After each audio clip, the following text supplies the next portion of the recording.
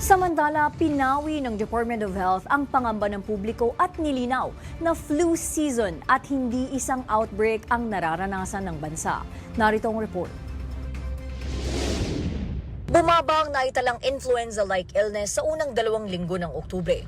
Batay sa tala ng Department of Health, mahigit 6,500 na kaso ang naitala mula September 28 hanggang October 11. Mas mababa yan ng 39% kumpara sa naitalang mahigit 10,700 na kaso na naitala noong September 14 hanggang 27. Ayon sa Pag-asa, nagsisimula ang flu season kasabay ng pagpasok ng tag-ulan ng Hunyo hanggang sa panahon ng amihan tuwing Oktubre.